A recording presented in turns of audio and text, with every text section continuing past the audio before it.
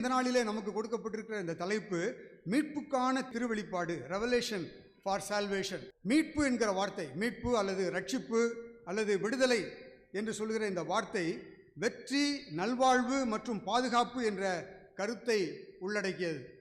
மீட்படைவது அல்லது ரட்சிக்கப்படுவது என்பது ஆபத்து அல்லது துன்பத்திலிருந்து விடுபடுவது அல்லது பாதுகாப்பாக இருப்பது என்பது அதனுடைய பொருளாகும்.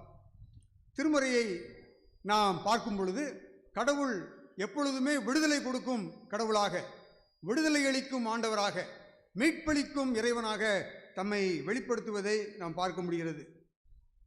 உலகத்தின் மக்கள் ஆதியிலே அழிவை நோக்கி சென்று கொண்டிருந்த பொழுது ஆண்டவர் ஆபிரகாமுக்கு தன்னை வெளிப்படுத்தி அவர் மூலமாக இந்த உலகத்தை மீட்கும் அவரது திட்டத்தை வெளிப்படுத்தியதை ஆதியாகமம் 12வது அதிகாரம் 8வது வசனத்தில் நாம் வாசிக்கிறோம். உன் வழியாக மண்ணுலகின் மக்களினங்கள் அனைத்தும் ஆசி பெறும் என்று அவர் கூறினார்.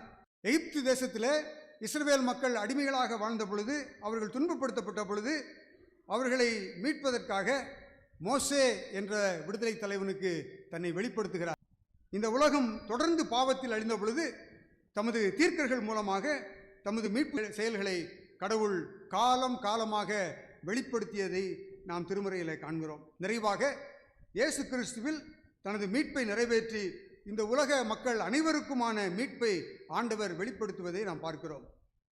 கார்ல் பார்த் என்னும் ஒரு இறையியலாளர் சொல்லும் பொழுது, இயேசு கிறிஸ்துவில் கடவுளின் வெளிப்பாடு ரட்சிப்புக்கு வழிவகுக்கும் ஒரே வெளிப்பாடு என்று சொல்லுகிறார். கடவுள் தன்னை வெளிப்படுத்துகிறார், பல கோணங்களிலே பல மக்களுக்கு வெளிப்படுத்துகிறார். நம்முடைய வாழ்வை 2 முக்கியமான கூறுகளாக நாம் பிரிக்க முடியும். ஒன்று இந்த உலகத்திலே நாம் வாழும் வாழ்வு, மற்றொன்று விண்ணுலகிற்காக நம்மை ஆயத்துப்படுத்தி கொள்ளும் வாழ்வு. இந்த உலகத்திலே தான் வாழ்கிறோம். இந்த இரண்டும் இந்த உலகத்திற்குரிய டைமென்ஷன் தான்.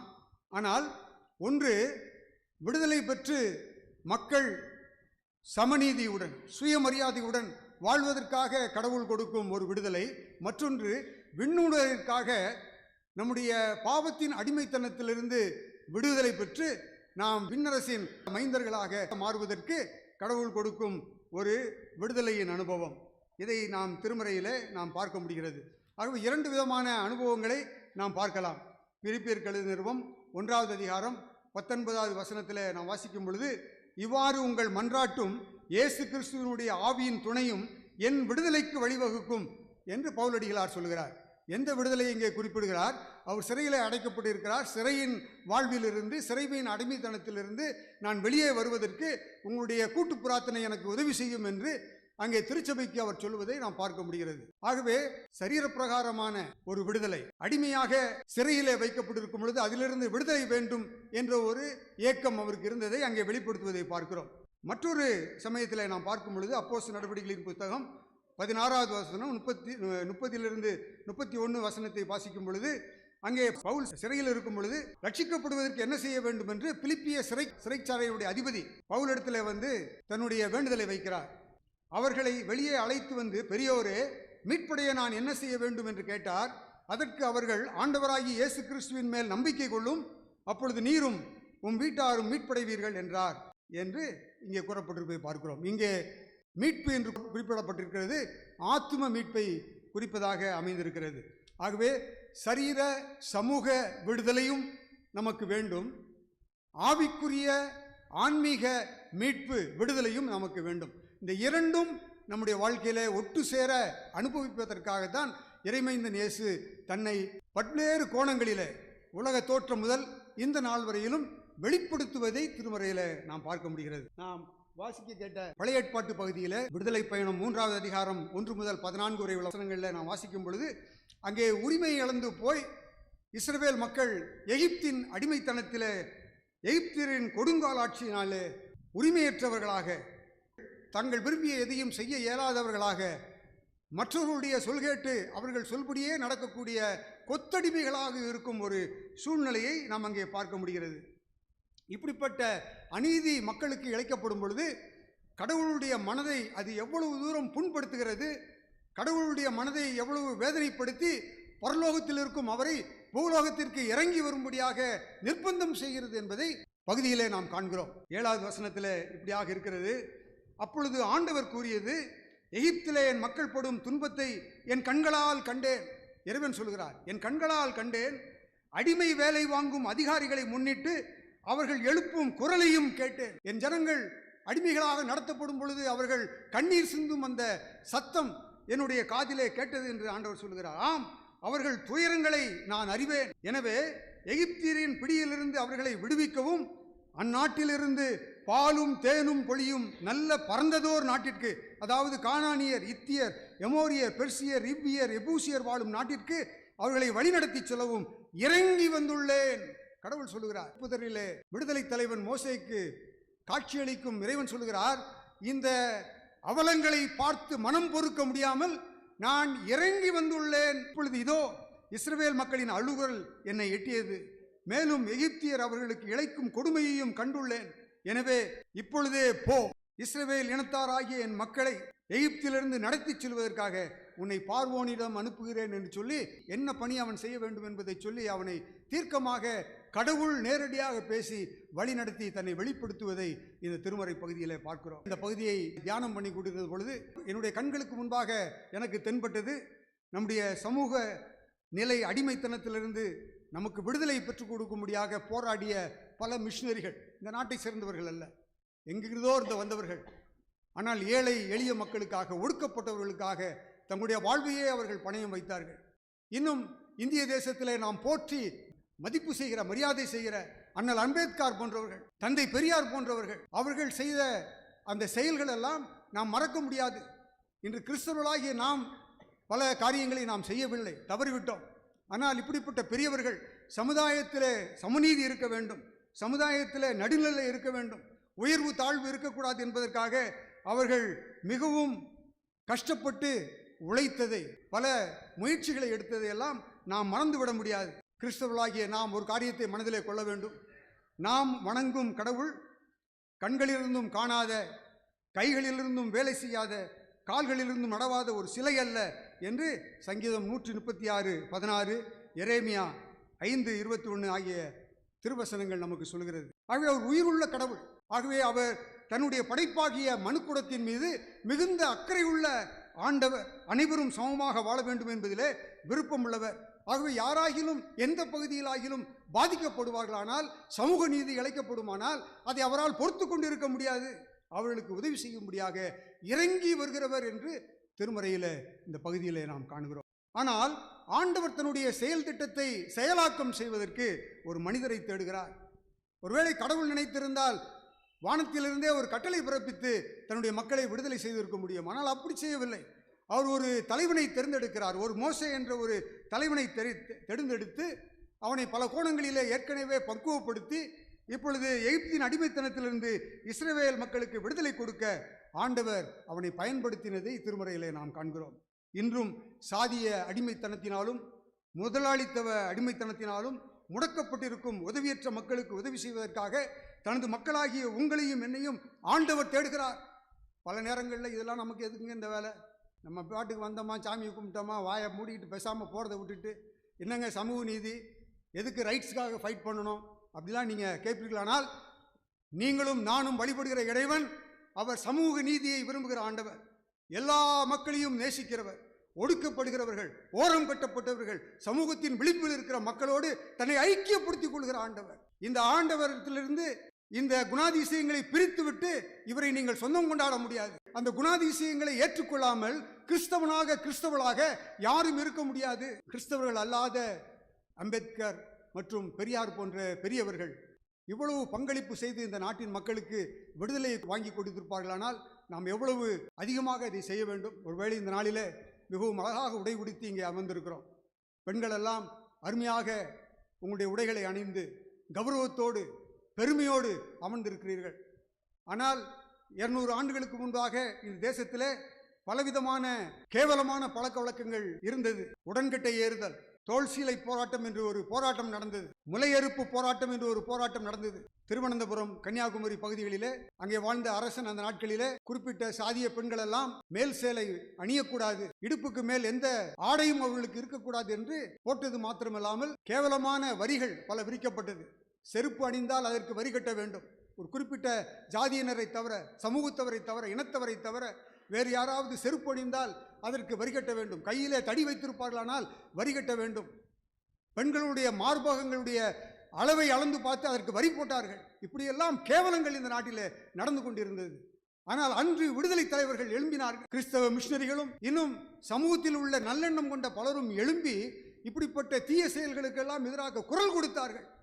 அந்த குரல் கொடுத்ததினால்தான் இங்கே அமைந்திருக்கிற நம்ம எல்லாரும் டீசெண்டா இருக்கிறோம். நமக்குள்ளாகும் என்று சாதியங்களை பேசுகிறது கேவலத்துக்குரிய காரியம். இப்படிப்பட்ட கொடுமைகளை ஒழிப்பதற்காக பலர் பாடுபட்டனர். இன்னும் நம்முடைய சமூகத்தில் சாதிய கொடுமைகள், தீண்டாமை, வரதட்சணை கொடுமைகள், சிறார் தொழிலாளர்கள் மற்றும் மதங்களின் பெயரிலே மூட பழக்க வழக்கங்கள் திணிக்கப்படுதல் போன்ற பல பிரச்சனைகள் இருக்கத்தான் செய்கிறது. ஆகவே இவைகளை எல்லாம் வேறெடுக்கப்படுவதற்கு கடவுளுடைய பிள்ளைகள் என்று அழைக்கப்படுகிற நாம் ஏதாவது ஒரு விதத்தில் நம்முடைய பங்களிப்பை கொடுத்தே ஆக வேண்டும். இல்லை என்றால் நாம் கிறிஸ்தவர்கள் என்று சொல்லிக் கொள்வதற்கு தகுதியற்றவர்கள். பேருக்கு கிறிஸ்தவர்கள் என்று சொல்லி பகட்டாக வெளியே தெரியலாம்.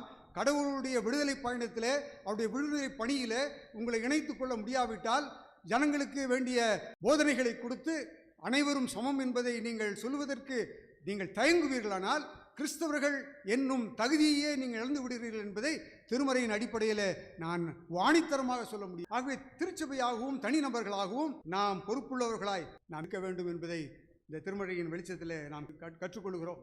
சிறு வயதிலிருந்தே நம்முடைய பிள்ளைகளுக்கு சமூக நீதியை பற்றி சொல்லிக் கொடுக்க வேண்டும்.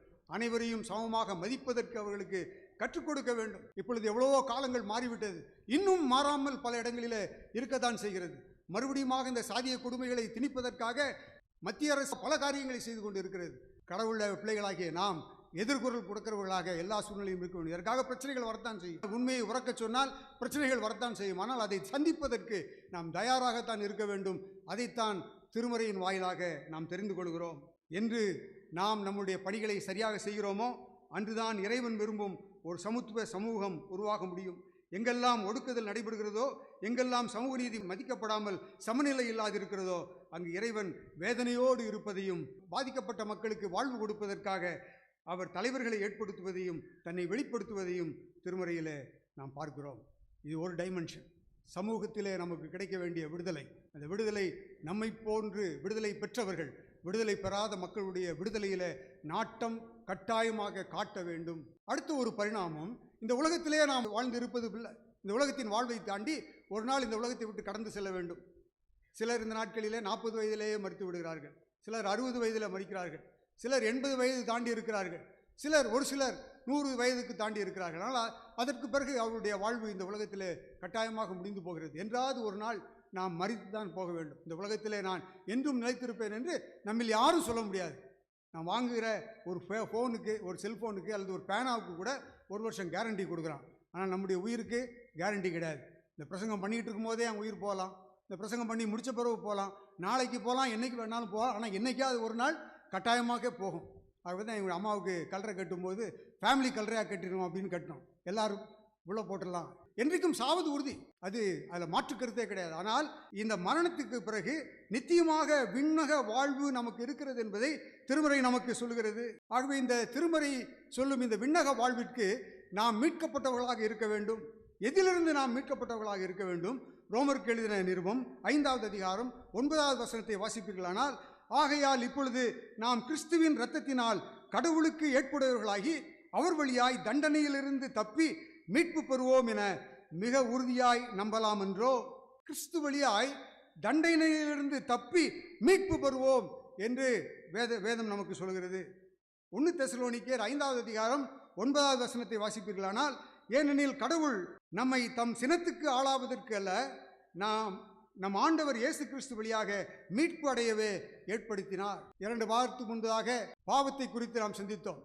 நாம் கடவுள் நமக்காக நம்ம ஏற்படுத்தியிருக்கும் நோக்கத்தை விட்டு தவறிவிடும் பொழுது பாவம் செய்கிறோம்.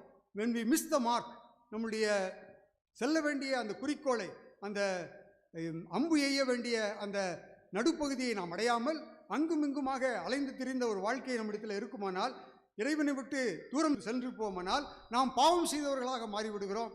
பாவம் செய்யும் பொழுது தேவனுடைய கோபத்துக்கு ஆளானவர்களாய் மாறிவிடுகிறோம். வேதம் என்ன சொல்கிறது?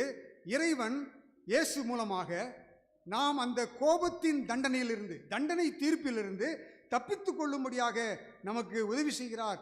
அன்பான இறைமக்களே, ஆண்டவருடைய தண்டனையிலிருந்து நாம் தப்பித்துக் கொள்ள வேண்டும். அதற்கு இயேசு கிறிஸ்து மூலமாக நமக்கு உதவி கொடுக்கப்பட்டிருக்கிறது. திருமறையிலே நாம் காண்கிறோம், நம்முடைய பாவம் நம்மை கடவுளிடத்திலிருந்து முற்றிலுமாக பிரித்து விட்டது.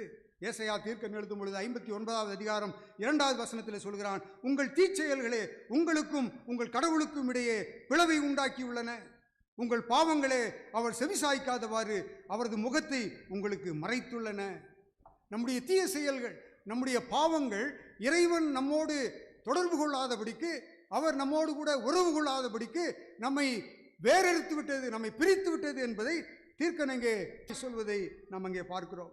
மற்றும் திருமறை நமக்கு சொல்லுகிறது, இந்த பாவத்துக்கு ஒரு மனிதன் ஒரு மனுஷி உடன்பட்டு இருக்கும் பொழுது அவன் தண்டனை தீர்ப்புக்கு உட்பட்டவளாய், சாவுக்கு ஏதுவானவளாய், மரணத்துக்குரியவளாய் மாறிவிடுகிறார். பாவத்தின் விளைவு மரணம் என்றுதான் நாம் வாசிக்கிறோம். ரோமர் 6வது அதிகாரம் 23வது வசனத்தில் பவுலடிகளார் சொல்கிறார், பாவத்துக்கு கிடைக்கும் கூலி சாவு, மாறாக கடவுள் கொடுக்கும் அருட்கொடை நம் ஆண்டவர் இயேசுவோடு இணைந்து வாழும் நிலை வாழ்வு. பாவம் செய்வோமானால், இறைவனுக்கு பிரியமில்லாத வழியிலே நடப்போமானால், நம்முடைய மனது மாம்சம் விரும்பினபடியே செய்து இறைவனுடைய சித்தத்தை நம்முடைய வாழ்விலே நிறைவேற்றாதவர்களாக இருப்போமானால் நாம் தேவ கோபத்திற்கு உட்படுகிறோம். அந்த கோபத்திலிருந்து ஆண்டவர் நம்மை மீட்பதற்காக அவரண்டை அழைக்கிறார். திருமறையிலே மீட்பு என்பது பாவம் அகற்றப்படுவதையும் பாவத்தின் விளைவுகளிலிருந்து நாம் விடுபடுவதையும் குறிக்கிறது. பாவத்தின் தண்டனை மற்றும் அதிகாரம் ஆகிய இரண்டிலிருந்தும் நாம் முற்றிலுமாக இயேசு கிறிஸ்துவினாலே ரட்சிக்கப்படுகிறோம். God saves us through Jesus Christ. யோவான் எழுதிய நற்செய்தி நூல் 3வது அதிகாரம் 17வது வசனத்தில் வாசிக்கிறோம், உலகத்திற்கு தண்டனை தீர்ப்பளிக்க அல்ல, தம் மகன் வழியாக அதை மீட்கவே கடவுள் அவரை உலகிற்கு அனுப்பினார். எபேசியர் 1வது அதிகாரம் 7வது வசனம் சொல்கிறது, கிறிஸ்து ரத்தம் சிந்தி தம் அருள் வளத்திற்கு ஏற்ப நமக்கு மீட்பு அளித்துள்ளார். இம்மீட்பால் குற்றங்களிலிருந்து நாம் மன்னிப்பு பெறுகிறோம். கடவுள் அவருடைய கிருபையினால், அவருடைய அருள் வளத்தால் நமக்கு மன்னிப்பை தந்திருக்கிறார். அவர் கொடுக்கிற இந்த மன்னிப்பினாலே, இந்த மீட்பினாலே குற்றங்களிலிருந்து நாம் மன்னிப்பு பெறுகிறோம் என்று திருமறை நமக்கு சொல்கிறது. அப்போஸ்தலர் 4வது அதிகாரம் 12வது வசனத்தில் வாசிக்கிறோம், இவராலே என்று வேறு எவராலும் மீட்பு இல்லை. ஏனென்றால் நாம் மீட்பு பெறுமாறு வானத்தின் கீழ் மனிதரிடையே இவரது பெயரை அன்றி வேறு எந்த பெயரும் கொடுக்கப்படவில்லை. யோவான் 14வது அதிகாரம் 6வது வசனத்தில் ஆண்டவர் சொல்கிறார், வழியும் உண்மையும் வாழ்வும் நானே, என் வழியாய் அன்றி வேறு எவரும் தந்தையிடம் வருவதில்லை என்று பார்க்கிறோம். ஆகவே கடவுளாகிய இயேசு கிறிஸ்து இந்த உலகத்தில் வந்ததே பாவத்தில் பாரத்தினாலே அமுக்கப்பட்டிருக்கிற, பாவத்தின் கொடுமையினாலே சிக்கப்பட்டிருக்கிற, பாவத்தினாலே முன்னேற முடியாமல் தடைபட்டிருக்கிற, பாவத்தினாலே வாழ்வின் நோக்கத்தை இழந்து போயிருக்கிற நம்மை மீட்பதற்காக இயேசுவின் சிலுவை மரணமும் அவரது உயிர்த்தெழுதலுமே நமக்கு அந்த ரட்சிப்பை பெற்று தந்தது. ரோமர் 5வது அதிகாரம் 10வது வசனத்தில் வாசிக்கிறோம், நாம் கடவுளுக்கு பகைவர்களாய் இருந்தும் அவருடைய மகன் நமக்காக உயிரை கொடுத்ததினால் கடவுளோடு ஒப்புரவாக்கப்பட்டு இருக்கிறோம். அப்படியானால் ஒப்புரவாக்கப்பட்டுள்ள நாம் வாழும் அவர் மகன் வழியாக மீட்கப்படுவோம் என மிக உறுதியாய் நம்பலாம் என்றோ? ஆண்டவராகிய இயேசு கிறிஸ்து தன்னுடைய ஜீவனை இந்த உலகத்திலே நமக்காக கொடுத்து, தன்னுடைய உயிரை நமக்காக தியாகம் செய்து மறுபடியும் உயிர் பெற்றவராய் இன்றும் ஜீவித்த அரசாளர்களாய் இருப்பதினாலே அவர் தேவனோடு நம்மை ஒப்புரவாக்குகிறார், கடவுளோடு நம்மை ஒப்புரவாக்குகிறார். நம்மை கடவுளுக்கும் நமக்கும் பிரிந்து போன அந்த உறவை, பாவங்களினாலே பிரிபட்ட உறவை அவர் சரி செய்கிறவராக இருக்கிறார். இன்னும் ரட்சிப்பு அல்லது மீட்பு என்று பார்க்கும் பொழுது அது கடவுளின் அருளால் தகுதியற்றவர்களுக்கு கிடைக்கும் பரிசு என்று நாம் அங்கே காண முடிகிறது. அதைத்தான் கடவுள் நமக்கு தருகிறார். எபேசியர் 2வது அதிகாரம் 5-8 வசனங்களை வாசிக்கும் பொழுது, குற்றங்களின் காரணமாய் இறந்தவர்களாய் இருந்த நாம் அன்பின் மூலம் இணைந்து உயிர் பெறச் செய்தார், மரித்து போனவர்களாய் இருந்த நம்மை உயிர் பெறச் செய்தார் என்று திருமறை நமக்கு சொல்கிறது. நீங்கள் மீட்கப்பட்டிருப்பது அந்த அருளாலேயே, நீங்கள் அந்த அருளாலேயே நம்பிக்கையின் வழியாக மீட்கப்பட்டிருக்கிறீர்கள். இது உங்கள் செயல் அல்ல, மாறாக இது கடவுளின் கொடை. 2 தீமோத்தேயு 1வது அதிகாரம் 9வது வசனத்தில் வாசிக்கிறோம், அவர் நம் செயல்களை முன்னிட்டு அல்ல, காலங்களுக்கு முந்திய தமது தீர்மானத்தின்படி இயேசு கிறிஸ்து வழியாக நமக்கு அளிக்கப்பட்ட அருளின்படி நம்மை மீட்டுள்ளார், நமக்கு தூய அழைப்பு விடுத்துள்ளார். தீர்த்து 3வது அதிகாரம் 5வது வசனத்தில் வாசிக்கிறோம், நாம் செய்த அறச்செயல்களை முன்னிட்டு அல்ல, மாறாக தம் இரக்கத்தை முன்னிட்டு புதுபிறப்பு அளிக்கும் நீரினாலும் புதுப்பிக்கும் தூய ஆவியினாலும் கடவுள் நம்மை மீட்டார் என்று நாம் அங்கே வாசிக்கிறோம். ஆகவே இந்த 3 வசனங்களிலும் எழுதியிருக்கிற காரியம் என்ன? நாம் நல்லவர்கள் என்பதாக கடவுள் நமக்கு இந்த மீட்பை தரவில்லை. நற்செயல் செய்வதனாலே இந்த மீட்பை தரவில்லை.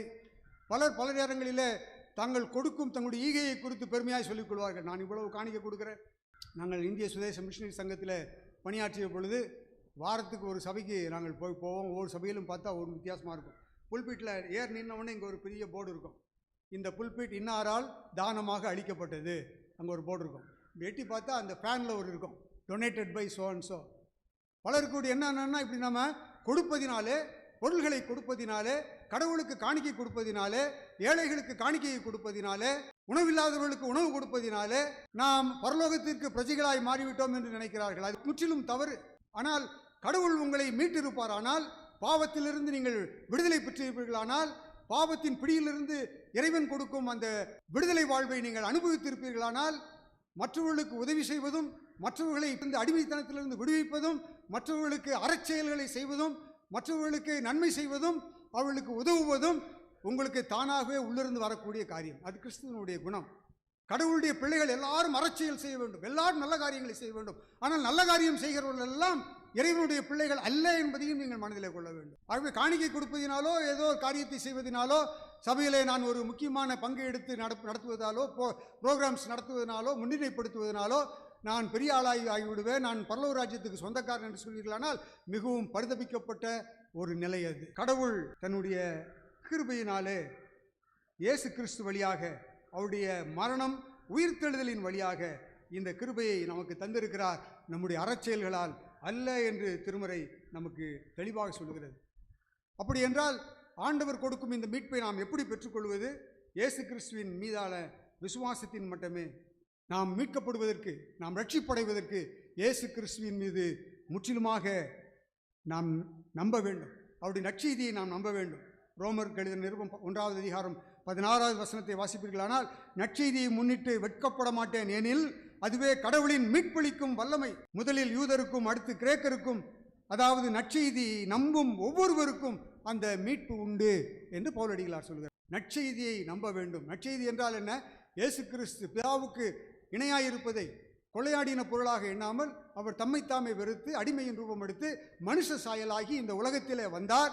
உலகத்திலே உங்களோடும் என்னோடும் தங்கி தாபரித்தார். நமக்கு சமமானாய், நம்மை போலவே மாம்ச சரீரம் உள்ளவராய், நம்மை போல பாடுகள் பட்டவராய் இந்த உலகத்தில் வாழ்ந்து, அனைத்து பிரச்சனை தன்னை உட்படுத்தி கொண்டு வாழ்ந்து, நம்முடைய பாவங்களுக்காக பாவமில்லாத தன்னுடைய இரத்தத்தையே பலியாக சிந்தி அவர் மரித்து, மற்றும் தேவனுடைய சித்தப்படி 3வது நாள் உயிரோடு எழுப்பப்பட்டு இன்றும் பலமாய் ரூபிக்கப்பட்ட தேவகுமாரனாய் அவர் பரலோகத்தில் வீற்றிருக்கிறார் என்ற அந்த நற்செய்தி, அதுதான் நற்செய்தி. அந்த நற்செய்தியை விசுவாசிக்க கூடுமானால், நம்ப கூடுமானால், இருதயத்தின் ஆழத்திலிருந்து ஒப்படைப்போது அதை ஏற்றுக்கொள்ளக்கூடுமானால் அதுதான் மீட்பின் படி.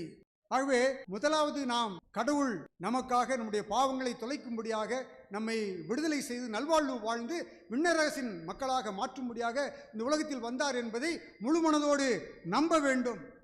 அடுத்தது நம்முடைய பாவ வழிகளிலிருந்து மனமாற்றம் செய்ய வேண்டும். தெரிந்தால் மட்டும் போதாது, மூளை அறிவு இருந்தால் மாத்திரம் போதாது, அது செயலாக்கத்தில் வர வேண்டும். உங்களில் எத்தனை பேர் இயேசு காவியம் என்ற இலக்கிய நூலை வாசித்திருப்பீர்கள் என்று எனக்கு தெரியவில்லை. சமயம் கிடைத்தால் இலக்கியத்தில் ஆர்வம் உள்ளவர்கள் கண்ணதாசன் எழுதிய அந்த இயேசு காவியம் என்ற நூலை வாங்கி நீங்கள் வாசிக்க வேண்டும்.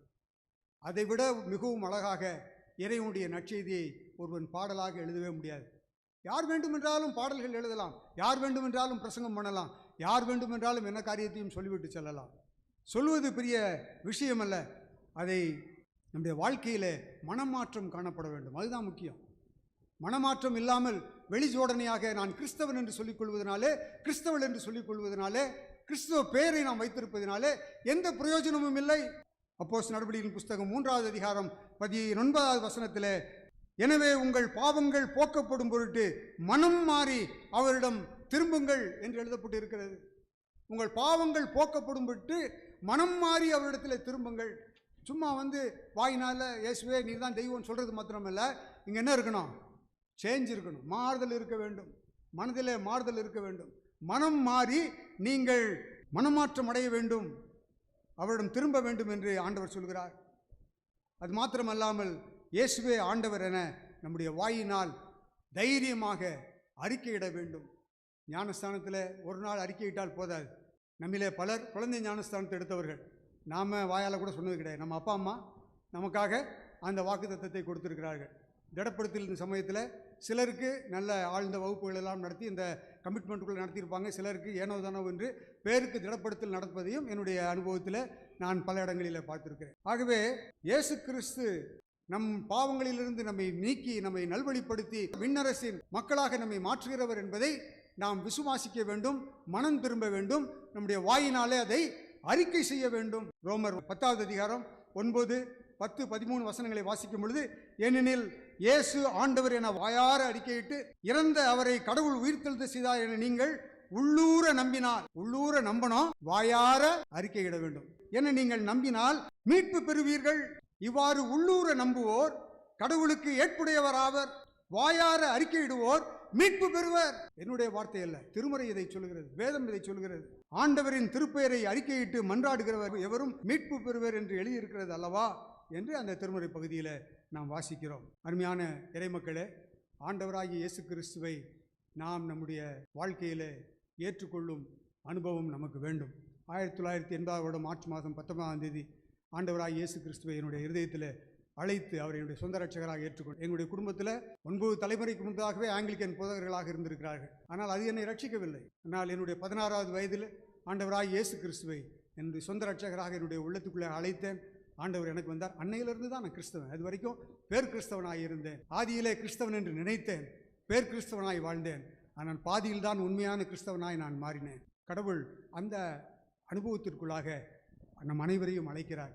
ஒருவேளை ஆண்டவராகிய இயேசு கிறிஸ்துவை இருதயத்தில் விசுவாசித்து அறிக்கையை ஏற்றுக்கொண்டு அதை அறிக்கையிட்டு அவரை மனதார அவரை நம்பி மனம் திரும்பி அவரிடத்தில் நம்முடைய பாவங்களை அறிக்கையிட்டு உள்ளார நம்பி வாயார அறிக்கையிட்டு அவரை ஏற்றுக்கொண்ட அனுபவம் உங்களில் யாருக்காவது இல்லை என்றால் தயவுசெய்து இந்த ஆலயத்தை விட்டு செல்வதற்கு முன்பாக, ஆண்டவரே, என்னுடைய உள்ளத்திலே வந்து என்னுடைய இரட்சகராய் நீர் ஆட்சி செய்ய வேண்டும், உமக்கு என்னுடைய உள்ளத்தை கொடுக்கிறேன் என்று தயவுசெய்து சொல்லுங்கள். இயேசு கிறிஸ்து உலகத்தின் மீட்பர். கடைசியாக அவர் ஒரு தனி இனத்திற்கோ ஒரு குழுவுக்கோ ஒரு மதத்திற்கோ உரியவர் அல்ல என்பதை நாம் தெரிந்து கொள்ள வேண்டும். Christ doesn't belong to a particular community, particular group. He is an universal God. மனுமக்கள் அனைவருக்காகவும் விண்ணுலகை விட்டு இறங்கி வந்தவர், தன்னுடைய சரீரத்தில் கடைசி சொட்டு ரத்தம் வரைக்கும் சிந்தினவர், மனுமக்கள் அனைவருக்காகவும் உயிரோடு எழும்பி இன்றும் ஜீவித்து அரசாளுகிற ஆண்டவர். ஆக இந்த ஆண்டவரை அறிந்தவர்களாகிய நாம் அறியாத மக்களுக்கு அறிமுகப்படுத்த ஆண்டவர் நம்மை அழைக்கிறார். நாம் வாசிக்க கேட்ட திருமறை பகுதிகளில் யோவான் 12வது அதிகாரம் 21வது வசனத்தில் நாம் வாசிக்கிறோம், கிரேக்கர் சிலர் ஐயா இயேசுவை காண விரும்புகிறோம் என்று அங்கே சொன்னதை நாம் பார்க்கிறோம். இன்னும் நாம் வாசிக்க கேட்ட நிருப பகுதியில் அப்போஸ்தலர் 16வது அதிகாரம் 9, 10 வசனத்தில் மாசிதோனியர் ஒருவர் வந்து நின்று நீர் மாசிதோனியாவுக்கு வந்து எங்களுக்கு உதவி செய்யும் என்று வேண்டிய காட்சியை பவுல் கண்டதாகவும், இக்காட்சியை கண்டதும் நாங்கள் மாசிதோனியருக்கு நற்செய்தி அறிவிக்க வேண்டும் என்று கடவுள் தீர்மானித்துள்ளார் என எண்ணி அங்கு செல்ல வழி தேடினோம் என்றும் மருத்துவர் லூக்கா இங்கே பதிவு செய்வதை நாம் அங்கே காண முடிகிறது. கடவுள் தம் திருச்சித்தத்தை நிறைவேற்ற தாம் எல்லா மக்களுக்கும் உரியவர் என்பதை, எல்லா மக்களுக்காகவே வந்தார் என்பதை வெளிப்படுத்துவதற்காகத்தான் ஆண்டவர் ஒவ்வொரு காலங்களிலும் ஒவ்வொரு மக்களாக தெரிந்து கொண்டு அவர்களுக்கு தன்னை வெளிப்படுத்துகிறார். இந்த நாளில் இந்த திருச்சபையில் அமர்ந்து என்னை கேட்டுக்கொண்டு இருக்கிற அன்பான சகோதர சகோதரிகளே, உங்களையும் என்னையும் இந்த திருப்பணிக்கென கடவுள் அழைக்கிறார். கடவுளுடைய இந்த திருவெளிப்பாட்டை பெற்று கடவுளோடு இணைந்து திருப்பணி செய்ய நாம் அழைக்கப்பட்டு இருக்கிறோம். இன்றும் இயேசு கிறிஸ்துவை அறிந்து கொள்ள வேண்டும் என்று பலர் ஆசைப்படுகின்றனர். எங்களுடைய வீட்டில் கொஞ்ச நாட்களுக்கு முன்பதாக ஒரு சகோதர சகோதரி, அவர்கள் மாற்று மதத்தை சேர்ந்தவர்கள், அவர்கள் வந்து சகோதரனே, எங்களுக்காக நீங்கள் உங்களுடைய வீட்டில் வாரம் ஒரு ஜபக்கூட்டம் நடத்தக்கூடாதா என்று கேட்டார்கள். நான் சொன்னேன், எனக்கு பல விதமான அலுவல் இருப்பதனாலே அதை எங்களால் செய்ய முடியவில்லை என்று. அவர்கள் சொன்னார்கள், ஐயா, இயேசு கிறிஸ்துவை அறிந்து கொள்ள வேண்டும் என்ற ஆசை எங்களுக்கு இருக்கிறது.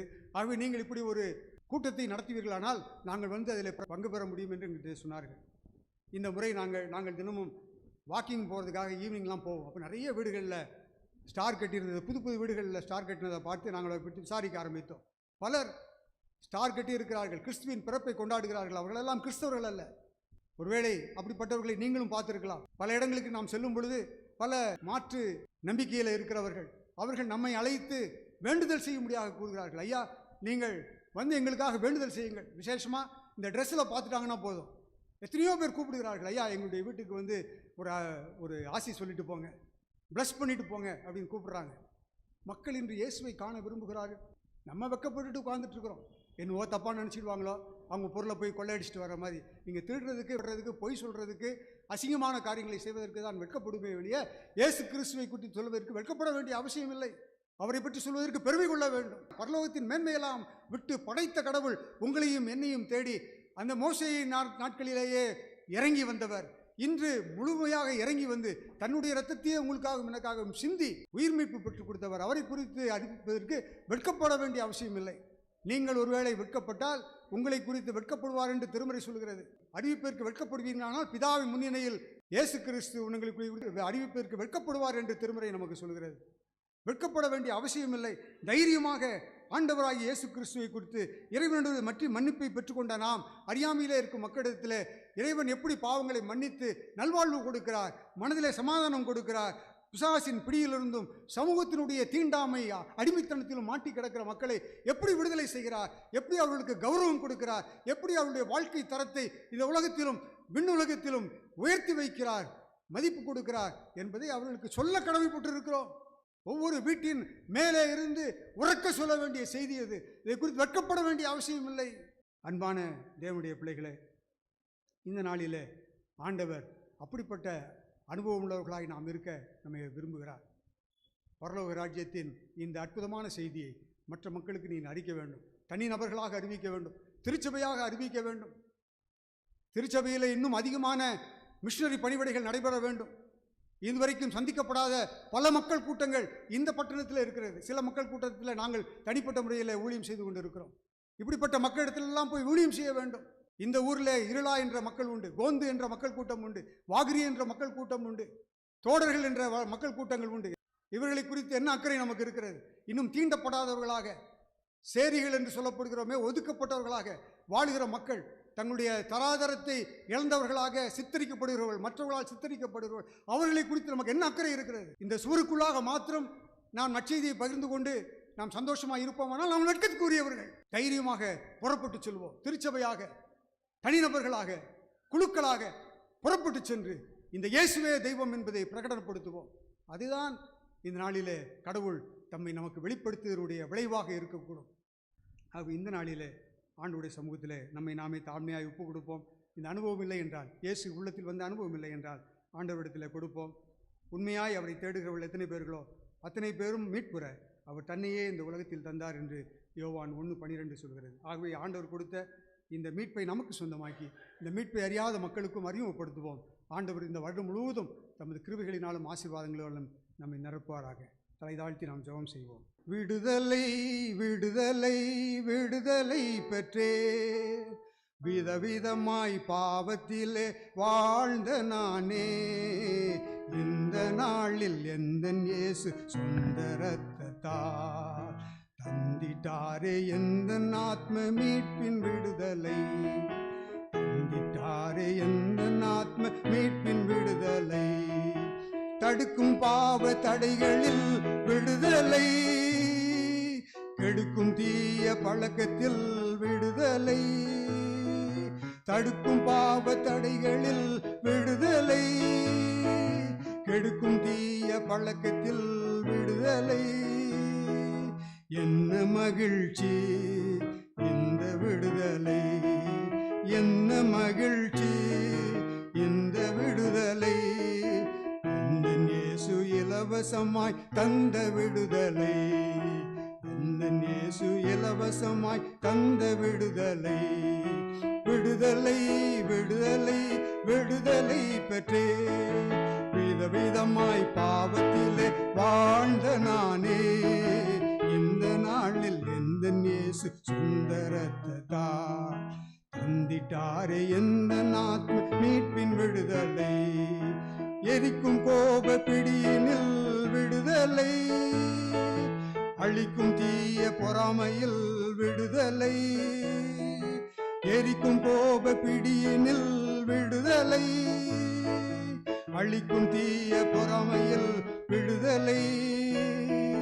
அன்பர் இயேசுவே தந்த விடுதலை, அன்பர் இயேசுவே தந்த விடுதலை, இன்பக்கா நான் செல்வதற்கு தந்த விடுதலை, இன்பக்கா நான் செல்வதற்கு தந்த விடுதலை, விடுதலை விடுதலை விடுதலை பெற்றே, விதவிதமாய் பாவத்திலே வாழ்ந்த நானே, இந்த நாளில் எந்த இயேசு சுந்தரத்தா தந்திட்டாரே எந்த ஆத்ம மீட்பின் விடுதலை, அடுக்கடுக்காய் பேசும் பொய்யில் விடுதலை, மிடுக்காய் காட்டும் பெருமையில் விடுதலை, அடுக்கடுக்காய் பேசும் பொய்யில் விடுதலை, மிடுக்காய் காட்டும் பெருமையில் விடுதலை, ஏழ்மை ரூபமே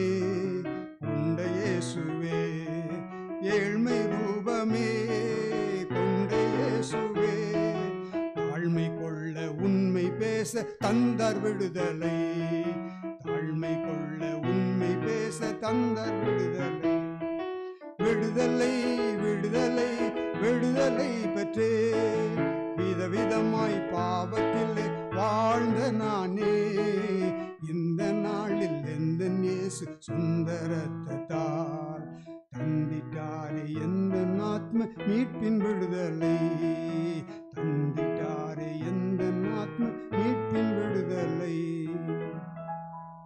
ஆமாண்டவரே, கிரயம் கொடுத்து நாங்கள் வாங்க முடியாத இந்த அற்புதமான மீட்பை உங்களுடைய இரத்தத்தை கிரயமாக கொடுத்து இந்த மீட்பை எங்களுக்கு தந்திருக்கிறீர் சுவாமி. ஒருவேளை இந்த மீட்பின் அனுபவம் இல்லாமல் எங்களில் யாராவது இருப்பார்களானால் இன்றே அவர்கள் உள்ளார நம்பி வாயார அறிக்கையிட்டு இறைவன் கொடுக்கும் இந்த சந்தோஷத்தை பெற்றுக்கொண்டவர்களாய், மீட்கப்பட்டோம் என்ற நம்பிக்கை உடையவர்களாய் இந்த இடத்தை விட்டு கடந்து செல்ல உதவி செய்யும். இந்த மீட்பை பெற்ற நாங்கள் யாவரும் இந்த மீட்பின் நற்செய்தி அறியாத மக்கள் ஒவ்வொருவருக்கும் இயேசுவே தெய்வம், இயேசுவே கடவுள், அவரே அல்லாமல் வேறு கடவுள் இல்லை என்பதை பிரகடனப்படுத்த உறக்கச் சொல்ல எங்களுக்கு பலன் தார். இயேசு கிறிஸ்து வழியாய் மன்றாடுகிறோம் நல்ல தந்தையே.